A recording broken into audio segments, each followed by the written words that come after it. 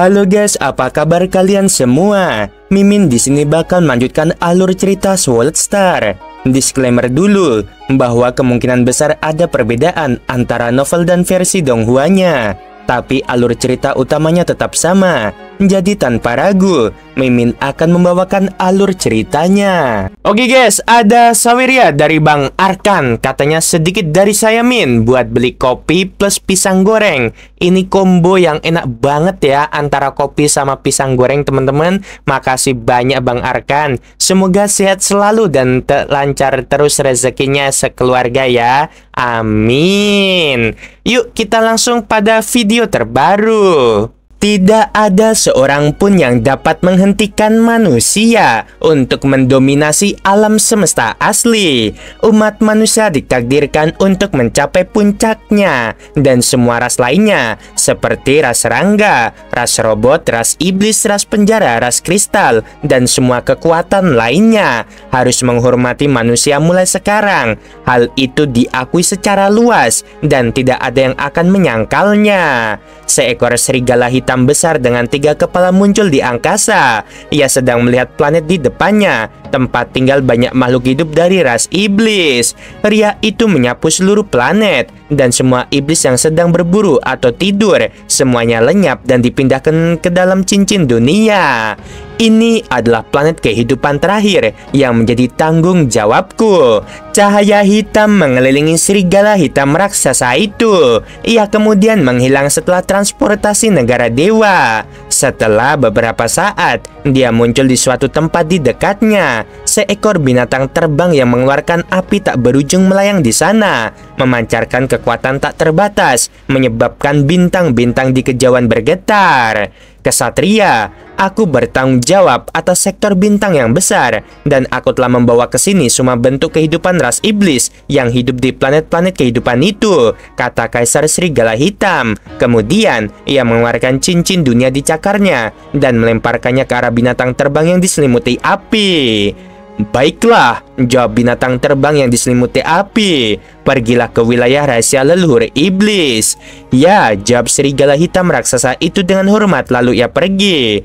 Tak lama kemudian, banyak kaisar Undying datang dan memberikan cincin dunia mereka kepada binatang terbang yang diselimuti api itu. Aku bertanggung jawab atas semua makhluk di sektor bintang ini. Binatang terbang yang diselimuti api itu mendesak. Migrasi besar. Aku tidak percaya. Kita ras iblis juga perlu bermigrasi. Daerah ini melahirkan kita para iblis. Namun kita harus pergi sekarang. Ia melakukan transportasi negara dewa dan menghilang. Seluruh ras iblis bermigrasi, dari 2 leluhur iblis hingga iblis biasa. Di semua planet yang berpenghuni itu, mereka semua disingkirkan. Iblis berkembang biak dengan cepat.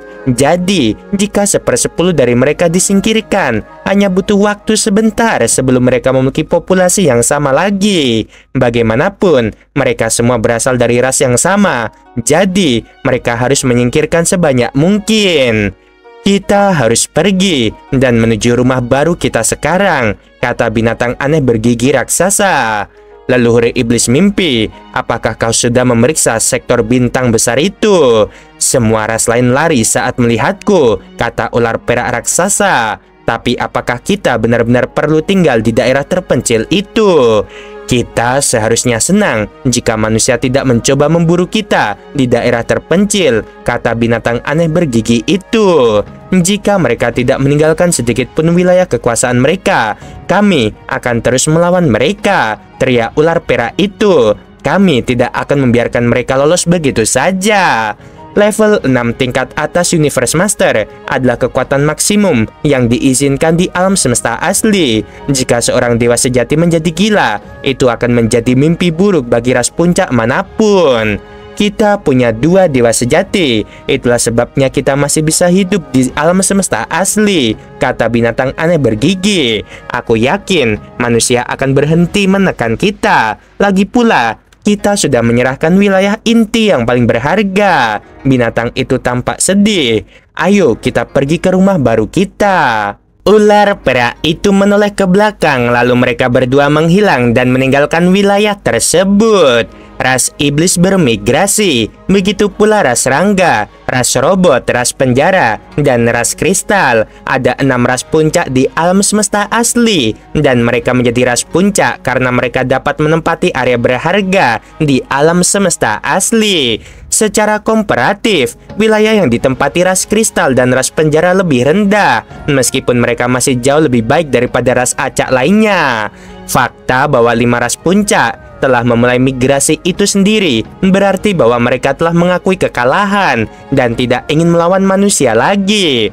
Adapun beberapa ras yang bahkan tidak memiliki dewa sejati, seperti aliansi wilayah utara, mereka telah memulai proses migrasi dan mundur sejak lama. Kekuatan suatu ras menentukan wilayah yang dapat ditempati ras tersebut. Di puncak pulau guntur di alam semesta virtual, tahta-tahta mengelilingi meja bundar. Loveng dan pemimpin kota primal duduk bahu-membahu. Seperti yang diharapkan, tahta mereka lebih besar, sementara yang lain berukuran standar. Statusnya jelas bagi semua orang.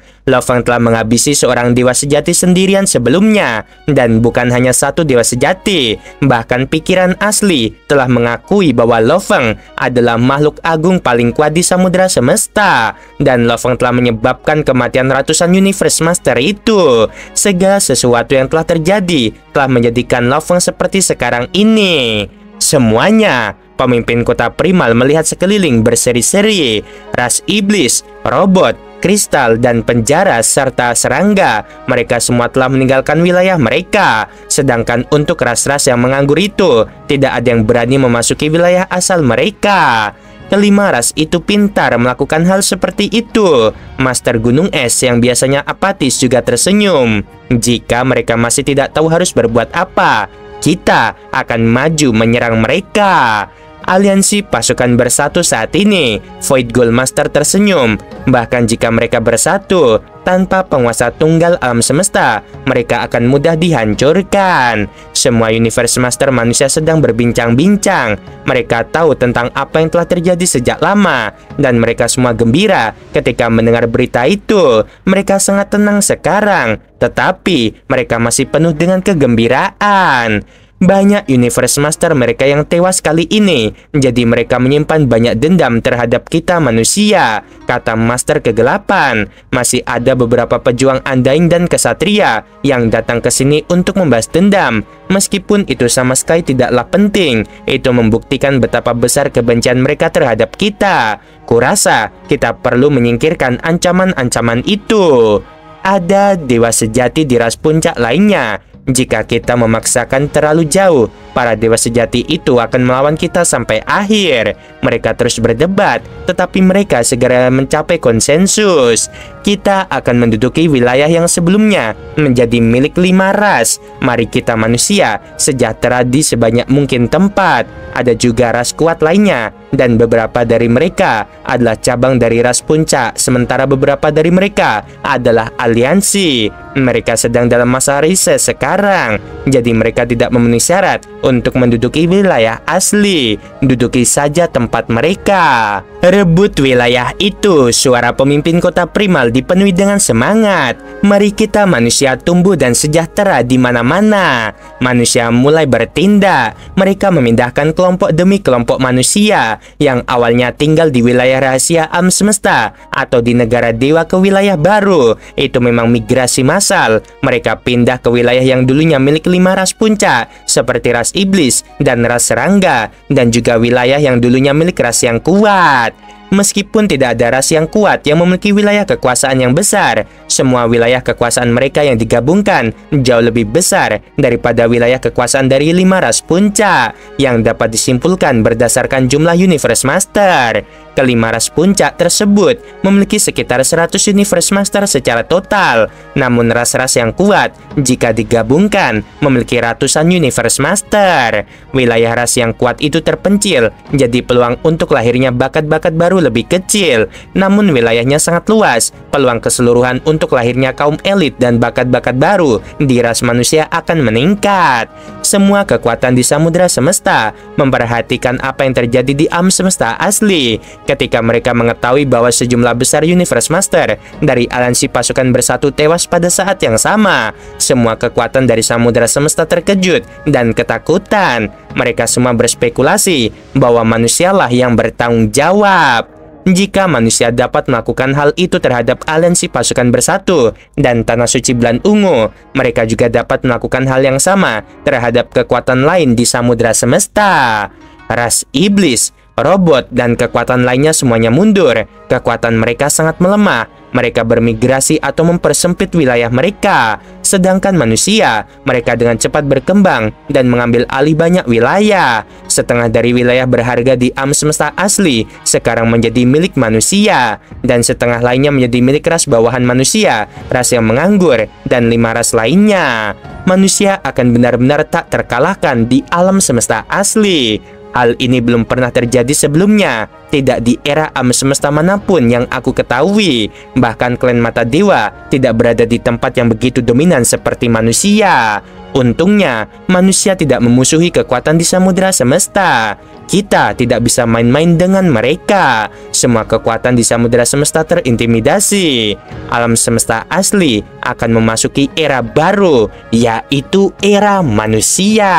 Alam semesta asli memang telah memasuki era manusia. Tidak ada yang berani pergi ke tanah kegelapan saat ini, sehingga samudera semesta memasuki masa damai. Fokus kelompok-kelompok yang kuat adalah dunia jin. Di sana, mereka bekerja keras untuk mendapatkan warisan dan barang-barang berharga. Sementara itu, manusia juga berkembang biak dan maju. Di wilayah bintang yang luas tempat banyak makhluk aneh hidup di planet tertentu, Lo Feng muncul mengenakan jubah putih. Ia berjalan melintasi dataran. 6 makhluk muncul di kejauhan. Lo Feng menatap mereka sambil tersenyum. Tak satu pun dari makhluk-makhluk itu yang tinggi. Mereka seperti anak-anak yang ditelan api yang berkedip-kedip. Anak-anak ini telah diciptakan ketika samudera terpencil yang tak berujung melakukan teknik penciptaan. Setelah banyak percobaan, banyak makhluk telah diciptakan. Manusia kini memiliki wilayah yang luas, dan Lo Feng telah memilih sektor bintang yang sebelumnya dimiliki oleh kelompok yang kuat. Ia telah mengaturnya sebagai tempat tinggal bagi makhluk hidup yang ia ciptakan. Makhluk hidup ini secara alami dekat dengan Lo Feng, dan mereka bersedia mati untuknya tanpa keraguan. Keenam anak itu mengelilingi Lo Feng dengan ceria. Ayah dewa, berapa lama lagi kita akan tinggal di sini? Lo Feng tersenyum. Beberapa tahun. Ia sungguh-sungguh mencintai makhluk-makhluk ini di dalam hatinya. Bagaimanapun, mereka secara teknis adalah anak-anaknya. Mereka mengingatkannya pada anak merah dari bumi. Jadi ia telah menciptakan 6 anak yang dapat mengendalikan api. Ia telah menciptakan mereka tanpa banyak berpikir. Tetapi bagaimanapun juga, mereka adalah makhluk hidup. Sorak-sorai ke-6 anak itu terdengar. Lo Feng tersenyum dan membelai kepala anak-anak itu. Meskipun makhluk yang diciptakannya kuat, 6 anak ini dapat mencapai tingkat universe dengan cepat. Mereka tidak dapat kawin silang seperti ras yang diciptakan oleh Master 9 keterpencilan. Lo Feng berbalik. Shushin yang juga mengenakan jubah putih muncul. Ibu dewa. Ke-6 anak itu berlari ke arah Shushin. Ke-6 anak itu mengelilingi Shushin sambil bersorak, dan Shushin juga senang bermain bersama mereka. Lo Feng tersenyum dan memperhatikan. Dengan bantuannya, istrinya telah keluar dari tubuh abadi dan memindahkan jiwanya ke tubuh lain. Dan dalam jangka waktu yang lama, Shushin telah menjadi undying. Namun setelah menjadi undying, Shushin tidak ingin berlatih lagi. Faktanya, dengan barang-barang berharga yang diberikan oleh Lo Feng, Shushin dapat dengan mudah menjadi seorang kesatria jika dia berusaha. Namun dia tidak ingin berlatih. Aku tahu kau akan datang ke sektor bintang ini, dan kau memang ada di sini, kata Shushin. Ia kemudian berjalan ke arah Lo Feng. Anak-anak itu tahu bahwa ayah dewa dan ibu dewa mereka sedang berbicara, jadi mereka pergi. Lo Feng mengangguk. Aku yang menciptakan mereka. Jadi secara teknis mereka adalah anak-anakku. Aku di sini untuk memeriksa mereka. Anak-anakmu banyak sekali. tipe darah dan daging, tipe energi, dan tipe tumbuhan, kata Shushin bercanda. Sayangnya, kata Lo Feng sambil mendesah, mereka tidak bisa berkembang biak. Kamu menciptakan makhluk-makhluk itu secara acak dan mereka dapat mencapai tingkat universe dengan mudah, kata Shushin. Jika kamu benar-benar berusaha, makhluk-makhluk itu dapat mencapai penguasa sektor dengan mudah. Jika mereka dapat berkembang biak, bagaimana ras lain dapat bertahan untuk hidup? Semua wilayah akan ditempati oleh makhluk-makhluk yang kamu ciptakan. Lo Feng mengangguk. Dia tahu bahwa makhluk yang dapat ia ciptakan dengan mudah tidak dapat bereproduksi. Sebuah pikiran terlintas di benak Lo Feng. Shushin memperhatikan ekspresi wajah Lo Feng dan dapat melihat bahwa Lo Feng telah menemukan inspirasi. Dia tampak senang. Apa yang terjadi? Tanya Shushin. Aku punya ide, aku punya ide. Lo Feng sangat gembira. Ide apa? Tanya Shushin. Mata Lo Feng berbinar. Baik Master 9 keterpencilan dan aku memiliki karunia penciptaan. Jadi kami berdua mampu menciptakan satu kehidupan demi kehidupan. Meskipun makhluk yang kami ciptakan kuat, tidak satupun dari mereka mampu berkembang biak. Sangat berbeda untuk memberikan bentuk kehidupan kemampuan untuk berkembang biak. Selama ini, tubuh dewaku telah berhenti berkembang biak dan tidak dapat maju. Aku bahkan belum tahu bagaimana cara meningkatkan diriku sendiri. Sekarang aku punya ide, bentuk kehidupan reproduksi. Lo Feng sangat gembira. Ia melanjutkan, sangat sulit bagiku untuk menciptakan bentuk kehidupan yang dapat berkembang biak. Aku perlu memiliki pemahaman yang lebih mendalam tentang struktur kehidupan. Begitu aku melakukannya, itu akan membantu untuk lebih meningkatkan tubuh dewaku. Bahkan di peradaban kuno, hanya sedikit yang menjadi dewa sejati setelah tingkat gen kehidupan mereka mencapai 90.000 kali. Meskipun ada metode yang didokumentasikan di Sungai Duandong tentang jalur kekuatan dewa, tingkat gen kehidupan Lo Feng telah mencapai 60.000 kali. Jadi, sebagian besar metode tidak berguna dan yang membantu tidak dapat diterapkan. Lo Feng agak buntu. Dia hanya bisa mempelajari gambar struktur kehidupan dewa sejati. Namun sekarang, dia telah menemukan cara yang berbeda. Dia akan mempelajari gambar struktur kehidupan dan menciptakan bentuk kehidupan pada saat yang bersamaan. Mengikuti dua metode pada saat yang bersamaan dapat membantunya meningkatkan dirinya.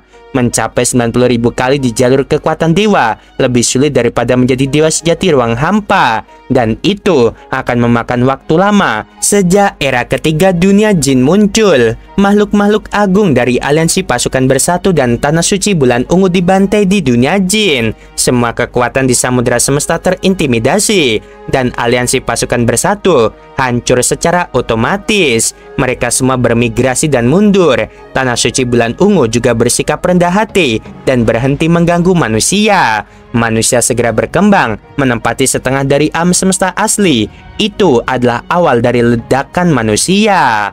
Era ke-6, guru sejati pertama dari klan Mata Dewa memperoleh benda berharga berjenis mesin. Dan setelah berita itu tersebar, semua kekuatan di samudera semesta merasa iri. Mereka semua bekerja lebih keras di dunia jin, berusaha memperoleh benda berharga berjenis mesin. Mereka yang memperoleh benda berharga berjenis mesin semuanya berasal dari pasukan khusus dan tidak ada pengecualian. Prasyarat ini saja sudah menjadi rintangan bagi banyak kekuatan. Di era ke-7, Lo Feng bertemu dengan guru sejati pertama di lautan semesta.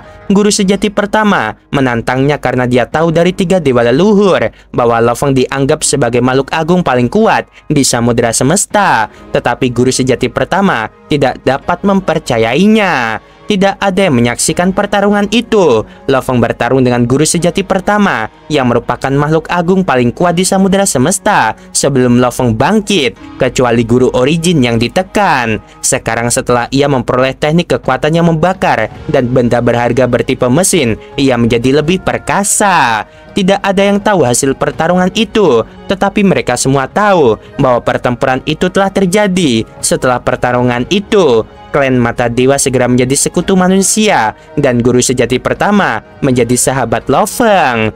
Dunia luar tidak tahu apa yang telah terjadi. Tetapi Lo Feng tahu dengan sangat jelas bahwa pertarungan itu berakhir seri. Dalam hal kekuatan menyerang, guru sejati pertama dari klan Mata Dewa berada di posisi yang menguntungkan. Namun dalam hal tubuh dewa, Lo Feng memiliki keuntungan. Selain itu, Lo Feng lebih baik dalam pertarungan jarak dekat dan bertahan. Jadi itu memang menegangkan tetapi berakhir seri. Tentu saja, jika mereka bertarung cukup lama, Lo Feng bisa menang dengan membakar tubuh dewanya. Tetapi guru sejati pertama pasti bisa pergi dengan mengendarai harta karun sejatinya yang tertinggi. Itu memang seri dan tidak ada pemenang dalam pertarungan itu. Selain itu, binatang sektor merupakan ancaman bagi semua makhluk agung. Jadi Lo Feng menganggap pertarungan melawan guru sejati pertama sebagai sebuah ujian. Mereka berdua mengerti bahwa mereka sangat diperlukan dalam menghadapi binatang sektor. Aku dapat dengan mudah menghabisi dewa sejati, pikir Lo Feng. Tetapi ketika menghadapi makhluk seperti guru sejati pertama yang memiliki teknik pembakaran kekuatan dewa dan barang berharga tipe mesin, itu adalah saat yang sulit bagiku. Bahkan jika aku melakukan satu pikiran ruang hampa, aku hanya dapat menekannya alih-alih mengalahkannya. Dia tidak menggunakan sayap sawu yang selama pertarungan itu. Satu pikiran ruang hampa digunakan untuk mengikat musuh. Guru sejati pertama hebat dalam serangan langsung. Jadi, meskipun dia terikat, dia masih lebih baik dari Lo Feng. Di era ke-12, Beiqi Star Master memperoleh mesin berjenis berharga. Pada masa setelah era itu, satu demi satu dewa sejati dari samudera semesta memasuki dunia jin, dan mereka semua bekerja keras. Beberapa dari mereka meninggal, tetapi beberapa sangat mengesankan. Secara bertahap, mereka memperoleh barang-barang berharga seperti mesin. Di bawah pelatihan militer yang keras, makhluk-makhluk agung dari samudera semesta mulai menunjukkan potensi mereka yang sebenarnya. Potensi dan pemahaman makhluk-makhluk agung dari samudera semesta tampaknya lebih tinggi. Di era ke-91, Lo Feng sangat gembira saat mengetahui bahwa gurunya Truyan telah menjadi Universe Master. Dia adalah Universe Master manusia ketiga yang lahir setelah Lo Feng memperoleh warisan Sungai Duandong. Dari era 91 hingga era ke-1003, beberapa Universe Master lahir di antara umat manusia. Dewa sejati kedua lahir, yaitu Penggong Dewa Sejati. Bahkan di antara makhluk agung manusia, sungguh mengejutkan bahwa Master Penggong telah menjadi dewa sejati. Atas kehendak pikiran asli, ketiga dewa leluhur tidak mau merahasiakan bahwa Lo Feng adalah makhluk agung terkuat di samudera semesta. Alhasil, berita itu pun mulai menyebar. Tidak seorang pun tahu hasil pertarungan antara guru sejati pertama dan Lo Feng. Tetapi guru sejati pertama tidak menyangkal bahwa Lo Feng adalah makhluk agung terkuat yang membuktikan klaim pikiran asli. Semua ras berharap Lo Feng menjadi dewa sejati kedua yang lahir, atau setidaknya Master ke-8. Tapi ternyata Master Penggong yang selama ini tidak pernah muncul di permukaan. Di era 3402, setelah mempelajari gambar struktur kehidupan dalam waktu yang lama, Lo Feng akhirnya menciptakan bentuk kehidupan yang dapat berkembang biak. Makhluk-makhluk itu tampak seperti manusia, tetapi mereka lemah. Meskipun mereka lebih lemah daripada penduduk bumi, setidaknya mereka dapat berkembang biak.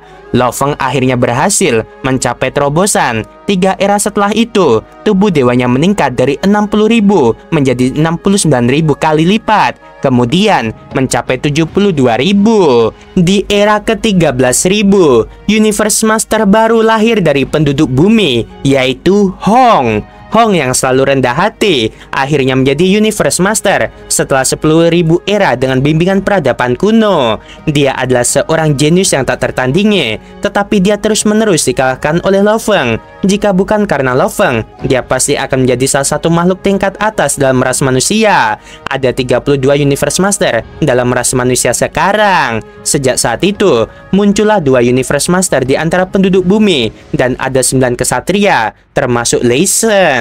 Pada era ke-39.000, Huyanbo diterima di perusahaan alam semesta virtual, dan ia menjadi seorang kesatria dengan bimbingan peradaban kuno. Faktanya, mereka yang mampu menjadi kaisar dan pejabat tanpa bimbingan peradaban kuno semuanya sangat berbakat. Orang penyendiri seperti Huyanbo yang tidak memiliki seorang pun untuk membimbing mereka menciptakan tekniknya sendiri, jadi dia berbakat. Sekarang setelah dia memiliki bimbingan dari makhluk-makhluk hebat dan peradaban kuno, sudah menjadi hal yang biasa bagi dia untuk untuk membuat terobosan, dan banyak kesatria lahir dalam ras manusia pada periode waktu ini. Banyak makhluk hebat yang terjebak di puncak kaisar juga menjadi kesatria. Dengan bantuan peradaban kuno, banyak makhluk hebat telah mencapai terobosan selama puluhan ribu era terakhir, dan sudah ada lebih dari 50.000 kesatria dalam ras manusia. Di era ke-39.800, Lofeng mendapat berita dari Babata yang mengungkapkan keberadaan Kaisar Tangan Iblis Sholopu. Pengungkapan ini mengejutkan Lofeng. Kaisar Tangan Iblis telah menghabisi Huyanbo, dan Lofeng telah menghabisinya setelah dia menjadi lebih kuat. Atau begitulah yang dia kira. Dia tidak menyangka akan mengetahui bahwa Kaisar Tangan Iblis masih hidup. Namun Huyanbo yang telah menjadi kesatria telah memburu Sholopu. Meskipun Sholopu bersembunyi di lokasi terpencil, banyak makhluk agung mengenalnya, dan seorang manusia agung yang telah berpetualangan menemukannya. Master Tangan Iblis seharusnya sudah lama meninggal. Mengapa dia masih hidup? Berita itu menarik perhatian Lofeng. Namun Huyanbo mengejar Sholopu, dan setelah beberapa perubahan, Huyanbo menghabisi Sholopu setelah perburuan yang berlangsung selama 3 era. Oke guys, sampai sini dulu, dan menariknya ya, ternyata Lei Shen sekarang seorang kesatria, Hong Universe Master, Truyan juga Universe Master ya. Nggak tahu kapan mereka bakal jadi True God, mungkin ya bisalah ketika Lofeng jadi True God kan, gimana ya, Lofeng aja mau jadi True God lama kali ya, bisa-bisa disusul sama yang lain, bisa jadi. Bahkan mungkin nanti Hong duluan yang jadi dewa sejati, atau muridnya yang siapa itu namanya di ini, Nake yang di Blood Kontingen itu loh, di benua Sungai Darah itu, teman-teman, bisa jadi ya. Ya kita nggak tahu. Oke, sebelum video berakhir, Mimin mau bilang sungguh membagongkan. Terima kasih.